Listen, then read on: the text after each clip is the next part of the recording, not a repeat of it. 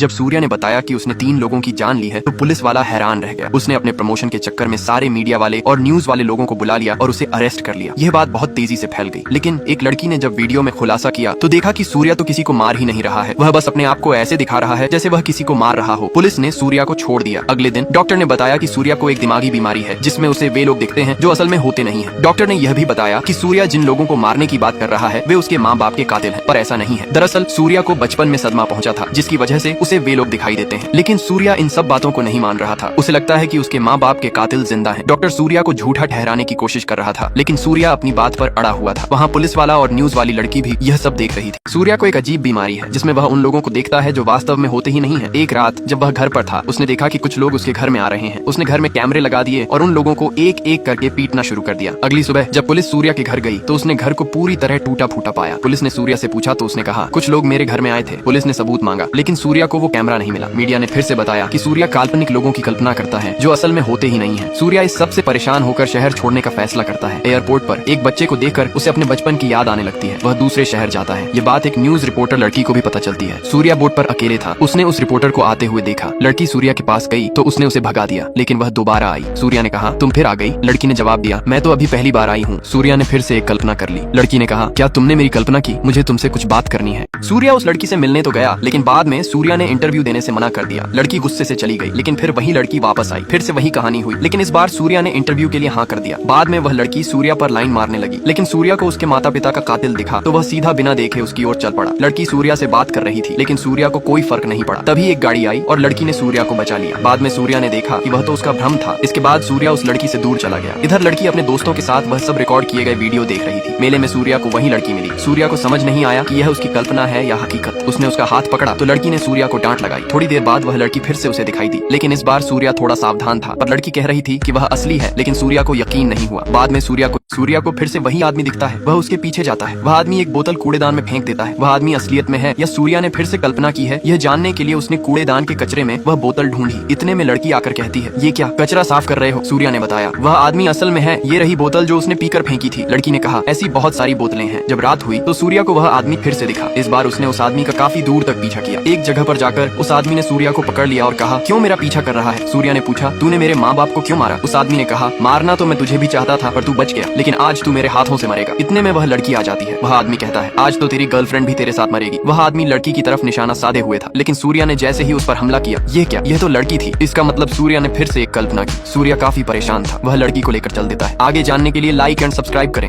Explain movie यदि पसंद आई हो तो आज ही हमारे चैनल को सब्सक्राइब करें।